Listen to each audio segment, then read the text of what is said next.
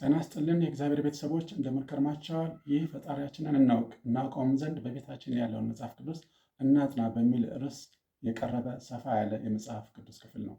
ከዚህ ሰፋ ካለ የመጽሐፍ ቅዱስ ክፍል ንዑሳኑን የመጽሐፍ ቅዱስ ክፍል በተራ እንመለከታለን። ባለፈው ጊዜ ብሉይ ኪዳን የማን ነው በሚል ርዕስ ትምህርት አንድን ጀምረናል። በዛሬው ዕለት ደግሞ በዚሁ ርዕስ ስር ብሉይ ኪዳን የማን ነው በሚል ትምህርት እንቀጥላለን። ያን ትምህርት ከመጀመራችን በፊት ግን ባለፈው የተማርናቸውን ትምህርቶች ባጭሩ እንከልሳለን። ባለፈው እንደሚታወቀው በምድር ላይ ያሉ ሰዎች ከኤደን ገነት ከተባረሩ በኋላ በባቢሎን ግንብ ላይ ፈጣሪያቸው ላይ ለመድረስ በስማችን መጠሪያ እንድናበጅ ሳንበተን ለስማችን መጠሪያ የሚሆን ትልቅ ግንብ እንስራ በማለት በባቢሎን ላይ ግንብ መስራት ጀመሩ። በዚህ ጊዜ ፈጣሪ አምላክ ወርዶ ሀሳባቸውን በተነባቸው። በምድር ላይ 70 ነገር ሆነው ተበተኑ። ከዛ በኋላ እያንዳንዳቸው የራሳቸውን አማልክት ፈጥረው ማምለክ ጀመሩ። በዚህም ጊዜ አብርሃም ከነዚህ አምላኪዎች መካከል የአንዱ ነገድ አባል ስለነበረ እንዲሁ አማልክትን ያመልክ ነበር። በዛ ጊዜ የሚመለኩ አማልክቶች ድንጋዮች ይመለካሉ፣ ዛፎች ይመለካሉ፣ ባህሮች ይመለካሉ፣ ፀሐይና ጨረቃ ይመለካሉ። እያንዳንዱ የራሱን አምላክ ፈጥሮ የሚያመልክበት ስርዓት ነበር። በዚህ ጊዜ እግዚአብሔር አምላክ አብርሃምን ከወገንህ፣ ከዘሮችህ፣ ከአገርህ ተለይተህ ውጣ፣ እኔ ወደማሳይህ አገር ሂድ፣ በዛም ታላቅ ሕዝብ አደርግሃለሁ፣ ስምህን እባርካለሁ፣ ለበረከት ትሆናለህ፣ የምድር ነገዶችን ባንተ ይባርካሉ ብሎ እግዚአብሔር አምላክ አብርሃምን ሲጠራው እንመለከታለን። ዘፍጥረት 12:1 ላይ የአብርሃም በጠራው መሰረት ተባርኳል። ከሎጥ ጋር በወጡበት ጊዜ ሎጥ ከብቶቹ በዙለት፣ አብርሃም ከብቶቹ በዙላቸው፣ መሬት ጠበባቸው። በዚህ ጊዜ አብርሃም ለሎጥ ቅድሚያውን ሰጥቶ የፈለገውን ምድር መርጦ ተለያይተው እንዲኖሩ ምርጫ ሰጠው። በዚህ መሰረት ሎጥ ሶዶምና ጎሞራን መረጠ። በዚህ መኖር ጀመረ። ይህ የመጀመሪያው የአብርሃም በረከት ነው። ቀጥሎም ነገስታት መጥተው ወንድሙን የአጎቱን ልጅ ሎጥን ማርከው በወሰዱ ጊዜ ይህ ወሬ ሰምቶ ተከትሎ ከቤቱ 318 የሆኑ በቤቱ ያደጉ ብላቴናዎችን አሰልፎ ሄደው ወንድሙን ከምርኮ አስመልሶ መምጣቱን እንመለከታለን። የአብርሃም መቸኮል ደግሞ ልጅ እንደሚሰጠው ዘርህን እንደ ምድር አሸዋ አብዛዋለሁ ተብሎ የተባለለት አብርሃም በራሱ ጊዜ ሄደው ከሚስቱ ከሳራ ጋር ተነጋግረው ከአጋር ልጅ ወልደው በዛ ምክንያት ያ በእግዚአብሔር ፈቃድ ሳይሆን በሰው ፈቃድ የተደረገ ድርጊት በመካከላቸው በሰላም በሚኖር ቤተሰብ ውስጥ ሁከት፣ ችግር ተፈጥሮ አጋር ወደማታውቀው ሀገር ከነልጇ እንደተባረረች ተመልክተናል። ከዛ በኋላ ይስሐቅ ተወለደ። ይስሐቅ አብርሃም በሚሞትበት ጊዜ የእግዚአብሔር የተስፋ ቃል ወደ ይስሐቅ ተላለፈ። ይስሐቅ በሚሞትበት ጊዜ ደግሞ ወደ ያዕቆብ እንደተላለፈና ያዕቆብ 12 ልጆችን ወልዶ እንደነበረ ተመልክተን ትምህርታችንን አቁመናል። በዛሬው ዕለት ብሉይ ኪዳን የማን ነው የሚለውን ትምህርት ክፍል 2ን እንጀምራለን። ይህን ትምህርት ከመጀመራችን በፊት ስለ ዮሴፍ ሳናነሳ ማውራት ተገቢ ስላልሆነ ስለ ዮሴፍ እናነሳለን። እንግዲህ የአብርሃም የተስፋ ቃል ዘርህን እንደ ምድር አሸዋ አበዛዋለሁ የተባለው የተስፋ ቃል እንዴት እንደሚፈጸም ነው በዚህ ትምህርት የምንመለከተው። ዮሴፍ ከ12ቱ ያዕቆብ ልጆች በስተርጅና የወለደው የሚራራለት፣ የሚወደው፣ የሚንከባከበው ልጅ ነው። በዚህም ምክንያት ወንድሞቹ ጠልተውታል። ይህ የተጠላ ልጅ እንደገና ተጨማሪ ህልምን ያልማል። ህልሙን እንመለከታለን። ዘፍጥረት 37:6-8 ላይ እኔ ያለሙትን ህልም ስሙ። እነሆ እኛ በእርሻ መካከል ነዶ ስናስር ነበር። የኔ ነዶ ቀጥ ብላ ቆመች፣ የእናንተ ነዶዎች በዙሪያው ከበው ለእኔ ነዶ ሰገዱ ብሎ ከእግዚአብሔር የተቀበለውን በውስጡ ያለውን ራእይ ለወንድሞቹ ይገልጣል። እግዚአብሔር እንደዚህ አይነት ነገሮችን ታላላቅ ነገሮችን ለመስራት ሲፈልግ የሚጠቀምባቸው ታናናሽ ነገሮችን ነው። ዮሴፍ በስተርጅና የተወለደ ትንሽ ብላቴና ነው። ነገር ግን ትልቁን የእግዚአብሔር ራእይ ከላይ ተቀብሏል። ራእይ የተቀበለ ሕዝብ እንደ ምድር የተስፋ ቃል እንደ አባት ወይም እንደ ሰዎች የተስፋ ቃል አልጋ በአልጋ አይሆንም።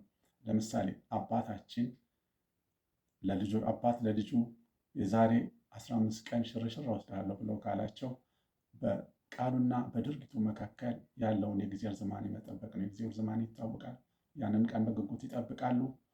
በተባለው መሰረት አባትን የማድረግ አቅም ስላለው ሽርሽር ይዟቸው ይሄዳል። የእግዚአብሔር የተስፋ ቃል ግን እንደዚህ አይደለም።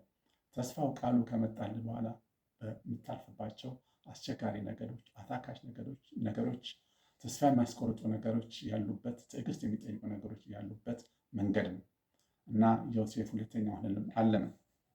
ዘፍጥረት 37:9 ደግሞም ሌላ ህልምን አለመ፣ ለወንድሞችም እንዲህ አለ፣ እነሆ ደግሞ ሌላ ህልምን አለሙ፣ እነሆ ፀሐይና ጨረቃ 11 ከዋክብትም ሲሰግዱልኝ አየሁ። ለአባቱና ለወንድሞቹም ነገራቸው። አባቱ ገሰጸው እንዲህም አለው፣ ይህ ያለምከው ህልም ምንድን ነው? በውኑ እኔና እናትህ ወንድሞችም እንሰግድልህ ይሆን? ወንድሞቹ የበለጠ ቀኑበት። በዚህ ጊዜ ያው ሕፃን ወይም የመጨረሻ ልጅ ታላላቅ ስራዎችን አይሰራም። እስራኤሎች የሚተዳደሩት በከብት ርቢ ነው። አባቱ ያዕቆብ የወንድሞቹን ሁኔታ ሄዶ እንዲያይ ወደ ዱር ከብት ማሰማሪያ ስፍራ ይልከዋል። የከብት ማሰማሪያው ስፍራቸው ከቤታቸው በጣም ራቅ ያለ ምናልባት 2-3 ቀን ሊወስድ የሚችል አይነት ስለሆነ የመጨረሻ ልጁን ዮሴፍን ስለ ወንድሞቹ ሁኔታ ጠይቆ እንዲመጣ ይልከዋል። ወንድሞቹን ያው ፈልጎ ያገኛቸዋል። ገና ከሩቅ ሲመጣ ባዩት ጊዜ ህልመኛው መጣ። ስለዚህ ይህ ህልሙ ይፈጸም እንደሆነ እስቲ እናያለን፣ ህልሙን እናጠፋለን፣ እንገላዋለን በሚል ተመካከሩ። ነገር ግን ከምክራቸው መካከል ከመግደል ይልቅ ለምን በህይወት ቆይቶ በጉድጓድ ውስጥ እንዲጣል አናደርገውም አሉ።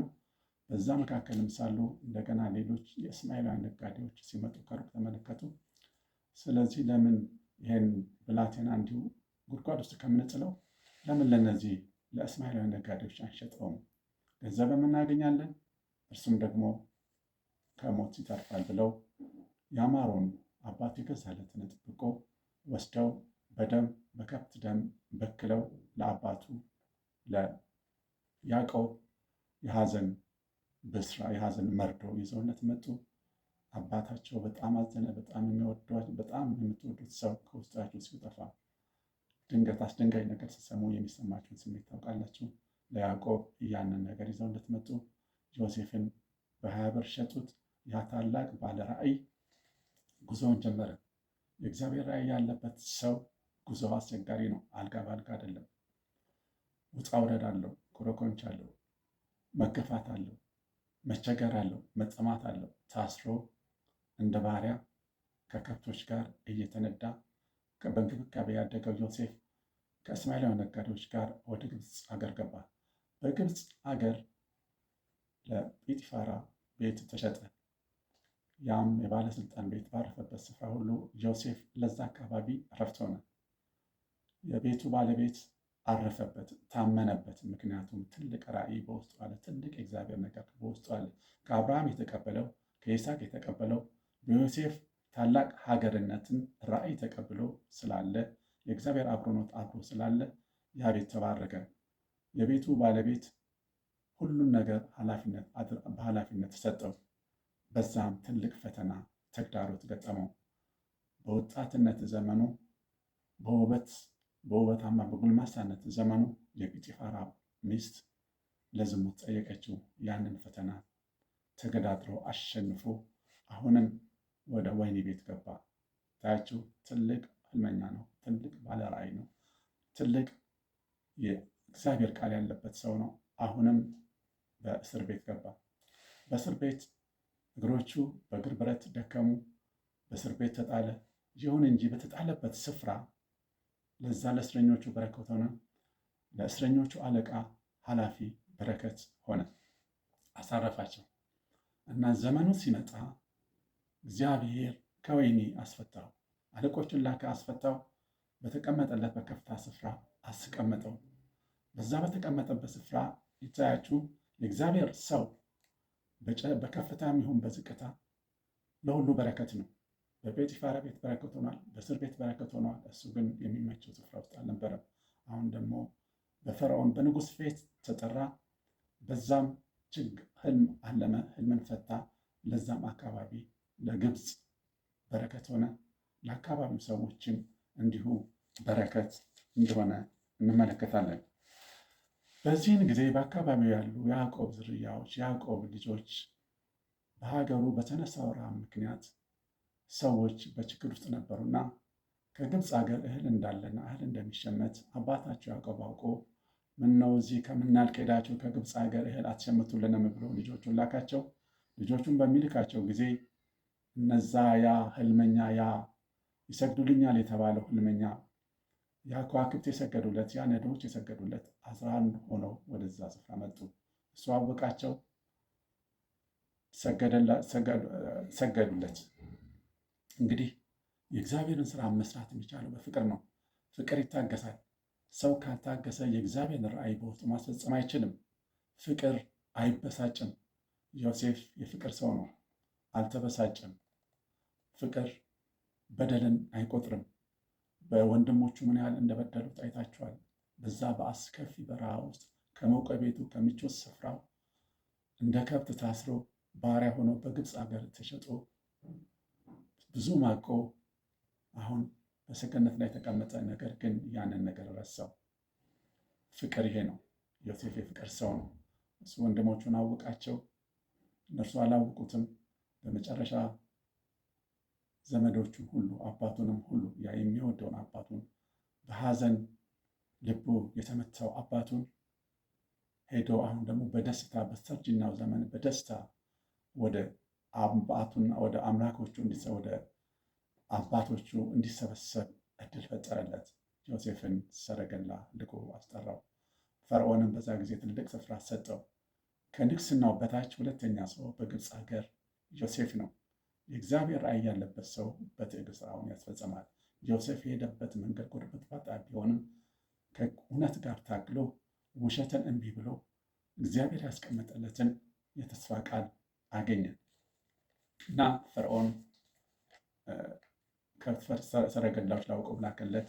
ሄደው አመጡት። ይህንን እንመለከታለን። ዘፍጥረት 46 ከ1 እስከ 4 ላይ የእግዚአብሔር ቃል እንደዚህ ይላል።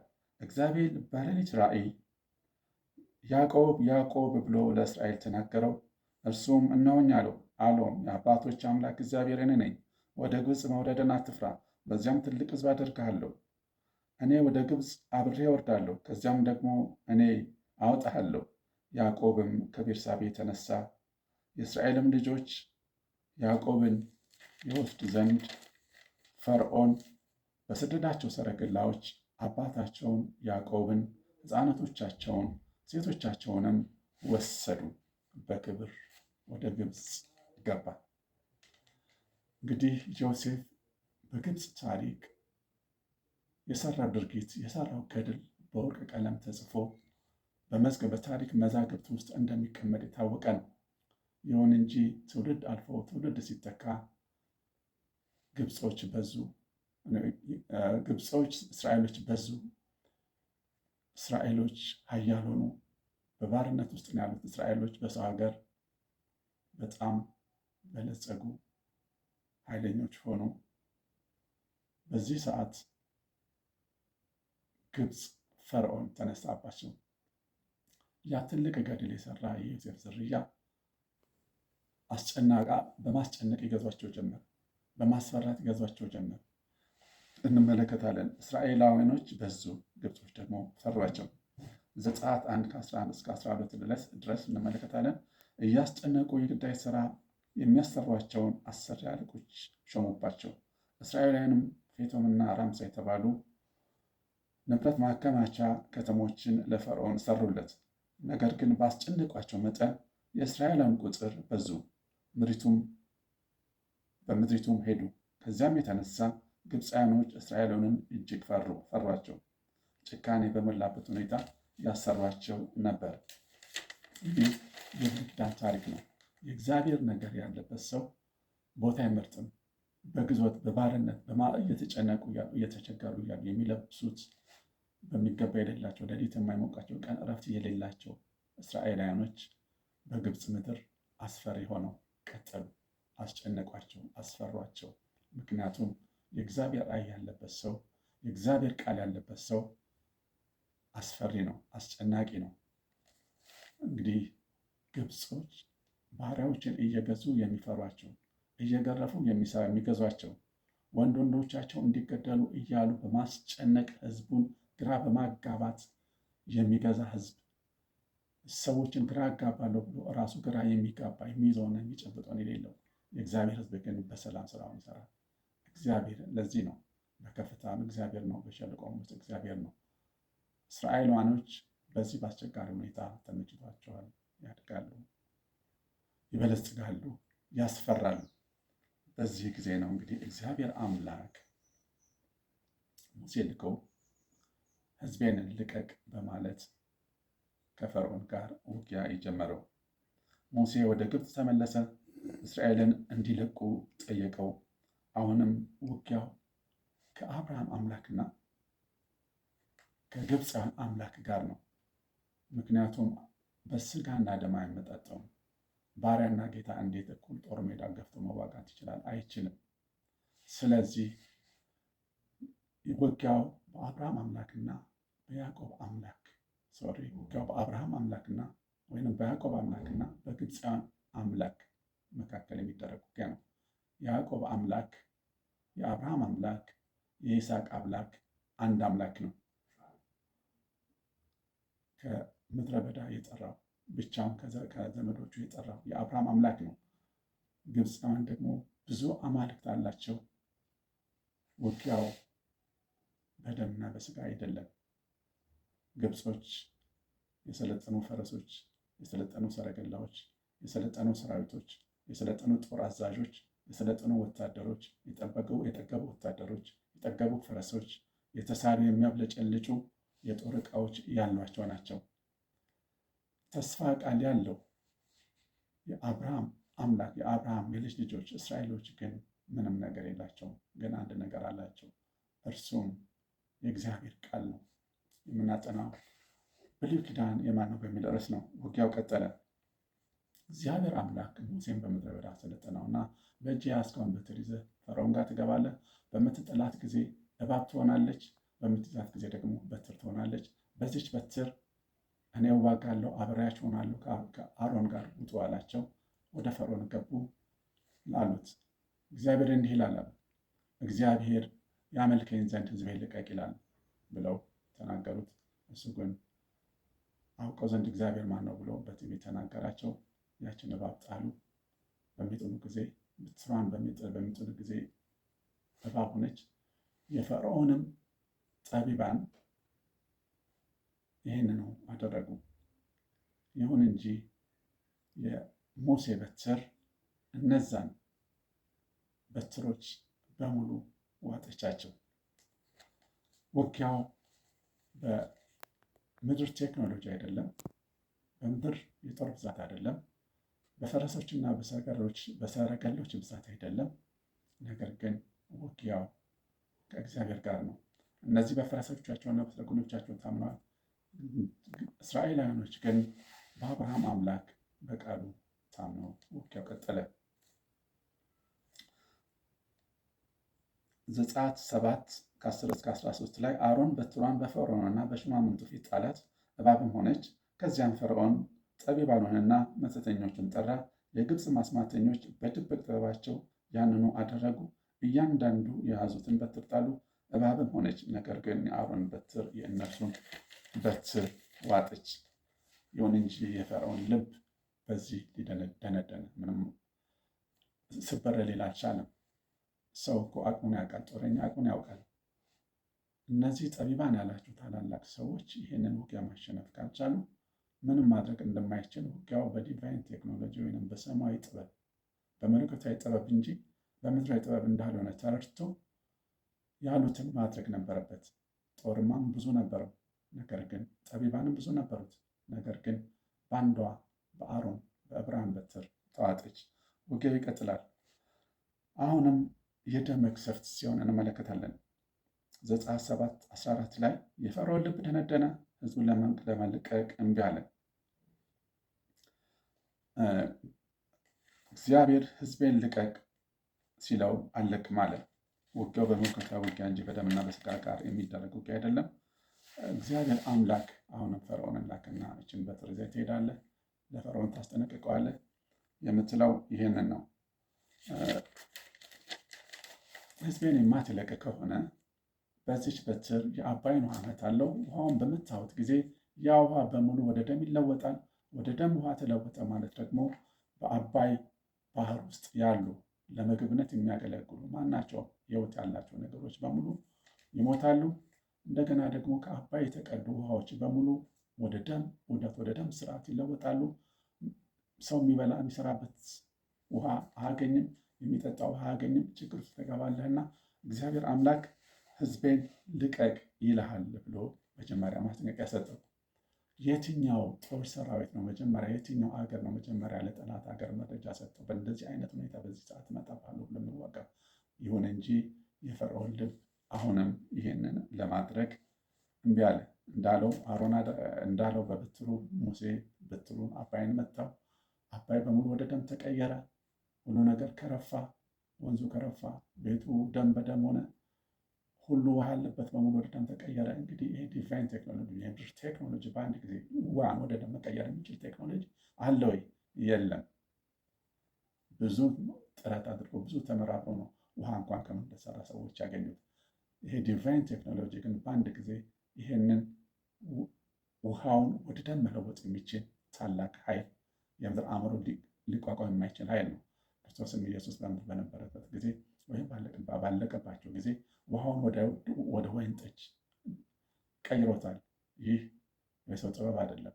ስርዓት ኖሮት ወይም ፕሮሰሱን ሂደቱን ጠብቆ የወጣ የሚጠጣ መጠጥ ሆኖ አይደለም። ይህ ዲቫይን ቴክኖሎጂ ነው። መለኮታዊ ኃይል ነው። መለኮታዊ ስልጣን ነው። መለኮታዊ ጥበብ ነው። በእንደ ውጊያው ከእንደዚህ አይነት ውጊያ ጋር ነው። ይሁን እንጂ ከትንሽ ጊዜ ከቆየ በኋላ ፈርዖን ችግር ውስጥ ከገባ በኋላ ሙሴን እባክህ ለምንለይ ህዝብ እለቃለሁ አለ። ይሁን እንጂ ህዝቡ እንዲለቅ ፈቃደኛ አልሆነም። አሁንም ውጊያው ቀጠለ። የመጨረሻውን ውጊያ እንመለከታለን። ታያችሁ፣ ይህ አብርሃም ዝርያው እንደ ሀገር እየሆነ እንደሆነ እያየን ነው። ዘርህን እንደ ምድር አሸዋ የተባለለት አብርሃም ዘሮቹ የሚበዙት በችግር ውስጥ ነው። እግዚአብሔር የተመቻቸ ስፍራ አይፈልግም። ሁሉ ስፍራ የሱ ነው። ሁሉ ስፍራ እግዚአብሔር ነው። ቢመችህም እግዚአብሔርን መከተል፣ ከእግዚአብሔር ፈቀቅ ማለት አይቻልም። ራእይህን ጠብቅ። የተሰጠን የተስፋ ቃል ያዝ። እግዚአብሔር ካንተ ጋር ነው፣ ይዋጋልሃል። እስራኤል ሆናቸው እየተዋጋላቸው ነው እንመለከታለን። ይህ እንግዲህ የአብርሃም ኪዳን ነው። አሁንም እግዚአብሔር ሙሴን ላከው። ምክንያቱም እግዚአብሔር የሚዋጋው በሰው ነው፣ ሰው የሚገባው በሰው ነው እና ነው። ዘጸአት 11:4 ጀምሮ ሙሴ መጀመሪያ ማስጠንቀቂያ ይሰጠዋል። አሁን ደግሞ ሌላ ችግር፣ ሌላ ልትቋቋሙ የማትችለው በጠቢባንህ በጦር ኃይሎችህ በገንዘብህ ልትቋቋሙ የምትችለው ትልቅ ችግር አለብህ። ይህን ስማ አለው። ከዚህ በኋላ በሙሴ እንዲህ አለ፣ እኩለ ሌሊት ሲሆን በመላው የግብፅ ምድር ላይ አልፋለሁ። በዙፋን ላይ ከተቀመጠው ከፈርዖን ልጅ አንስቶ የወፍጮ መጅ ገፊ እስከሆነችው እስከ ባሪያይቱ ልጅ ድረስ በግብፅ ምድር በኩር ሆኖ የተወለደ ወንድ ልጅ ሁሉ ይሞታል፣ እንዲሁም የቀንድ ከብቱ በኩር ይሞታል የሚል መረጃ ሰጠው። በኩር የተባለ ከከብት ጀምረ ከወፍጮ መጅ ገፊ ከባሪያይቱ ልጅ በኩር ጀምሮ እስከ ፈርዖን እስከ አንተ ልጅ ድረስ በኩር የሆነው በሙሉ ይሞታል። አሁንም ሕዝቤን ልቀቅ አለው። እንግዲህ እንዲህ መረጃ እየሰጠ እያስጠነቀቀ የሚሰራ አምላክ የለም። ይሁን እንጂ ፈርዖን ይህንን ነገር ለማድረግ ፈቃደኛ አልሆነም። በዚህ ጊዜ የሆነው እንዲህ ነው። የእግዚአብሔር መልአክ በሌሊት አለፈ። ዕብራውያኖች እስራኤላኖች ደግሞ ያ የሞት መልአክ በሚያልፍበት ጊዜ በነዛ በሮች ላይ እንዳይገባ በግ ታርዶ ደም ተቀባ። የማለፍ ስርዓት ወይም የፋሲካ ስርዓት ይባላል። በዛ ሰዓት በሚያልፍበት ጊዜ ደሙ የሌለባቸው ሁላቸውም ማናቸውም ሰው ቤት እየገባ በኩሩን መግደል ጀመረ። ያ መልአክ ሌሊት ጠዋት በሚነሱበት ጊዜ ሁሉ በኩሩ ሞታል። በግብፃውያን ሰፈር ለቅሶ፣ ጫጫታ፣ ሁካታ፣ ኡታ ሆነ።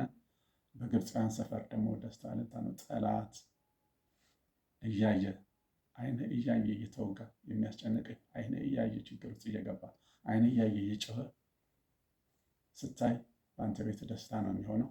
ስለዚህ ግብፃውያኖች በኩሮቻቸውን በሚቀርቡበት ጊዜ በቃ ውጣ፣ ህዝብህን ውጣ አለው ሙሴ።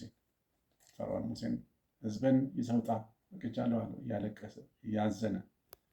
ይሁን እንጂ እግዚአብሔር ባዶ እጃችሁን አትውጡም ብሏቸው ተናግሯቸው ስለነበረ የግብፃውያንን ምርጥ ነገሮች ብሩን፣ ወርቁን፣ መልካም የሆነው ነገር ሁሉ ጠየቋቸው። ያን ሁሉ ተሸክመው አምላካቸውን ወደሚያመልኩበት ስፍራ ጉዟቸውን እንደጀመሩ የእግዚአብሔር ቃል ይናገራል።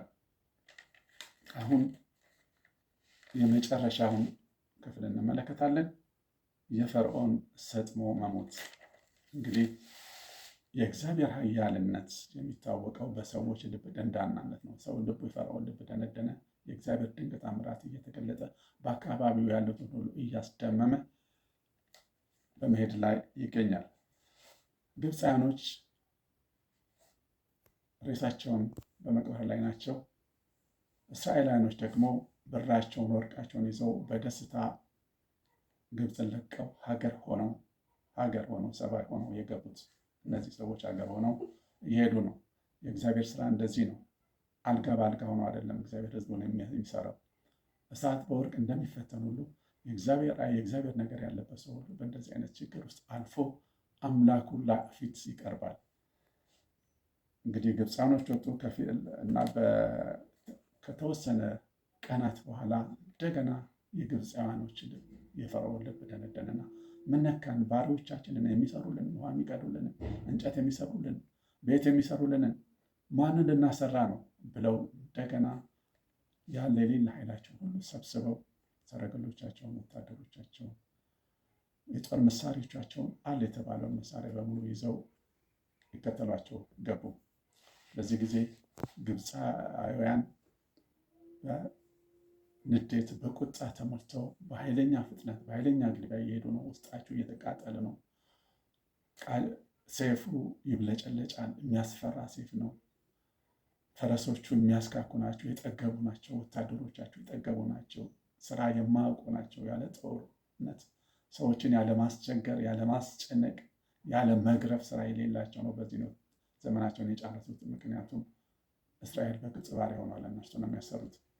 በእንደዚህ አይነት እየተከተሏቸው ሳለ ከፊት ለፊት ቀይ ባህር ሆነው ከኋላቸው ደግሞ ይህ አሁን የገለጽኩላቸው የፈርዖን ጦር ደረሰባቸው። በዚህ ጊዜ እስራኤላውያኖች ተጨነቁ። መደንዘያ የተወሰኑ እስራኤሎች ተጨነቁ፣ ጭንቀት ውስጥ ገቡ። እንዲሆነው የማይጨነቅ ስጋና ደም የለበሰ ሰው የለምና ጭንቀት ውስጥ ገቡ። በዚህ በአስጨናቂ ሰዓት ነው እግዚአብሔር ከተፍ የሚለው። አብርሃም የደረሰለት በዘመኑ መጨረሻ ነው። ይስሐቅን የሰጠው፣ ይስሐቅን ሰጥቶት ይስሐቅ ያዕቆብን፣ ይህ ሀገር የሆነ ህዝብ በአስጨናቂ ሰዓት ሰው ተስፋ ሳራና አብርሃም ተስፋ ቆርጦ በተቀመጡበት ሰዓት ነው። ይህ ድምፅ ድንገት መጣና የዛሬ ዓመት ወንድ ልጅ ትወልጃለሽ አላት።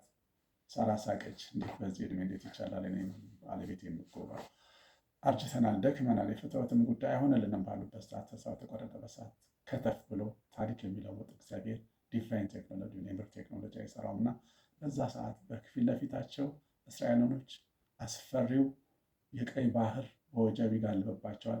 ከኋላቸው እነዚያ አስፈሪ የጠገቡ የግብፅ ሰራዊት እየደረሰባቸው ነው። በእንደዚህ በአስጨናቂ ሁኔታ ውስጥ እያሉ ድምፅ ከላይ መጣለት። ሙሴ በትርን ይዘሃል? አሁን ይዣለሁ። ቀይ ባህር ላይ ዘረጋት። በዚህ ጊዜ ውሃ ግራና ቀኝ ይቆማል። በምድር ቴክኖሎጂ፣ በምድር እውቀት፣ በምድር ጥበብ አይቻልም። በእግዚአብሔር ጥበብ ግን ይቻላል። እግዚአብሔር ጥበበኛ ነው። በእግዚአብሔር ጥበብ፣ በመለኮታዊ ጥበብ፣ በዲቫይን ቴክኖሎጂ ግራና ቀኝ ውሃው እንደ ግድግዳ ቆመ። መሬቱ ደረቅ ሆነ። እስራኤላውያኖች ተሻገሩ። ከፍርሃታቸው ተነፈሱ። ተመስገን አሉ። አምላካቸውን አወቁ። ምን አይነት አምላክ፣ አዳኝ አምላክ እንደሆነ ተረዱት። እስራኤላውያኖች ተሻግረው ከጨረሱ በኋላ ግብፃውያኖችን ተከታትለው ነው የገቡት። በዚህ ጊዜ ድምፁ ደግሞ መጣ። መልሰህ በትርህን በቀይ ባህር ላይ ዘርጋ አለው። ቀይ ባህር ላይ ዘረጋት። እስራኤላውያኖች በሙሉ ገብተው ካለቁ በኋላ ነው እስራኤሉ ተሻግረው የጨረሱትና ውሃው ተመለሰባቸው። ያ ምርጥ ምርጥ የተባለ የተወጣጣ የጠገበ አለኝ የተባለው የተማመኑበት ፈርዖንም በዛ ሰጥሞ ቀረ።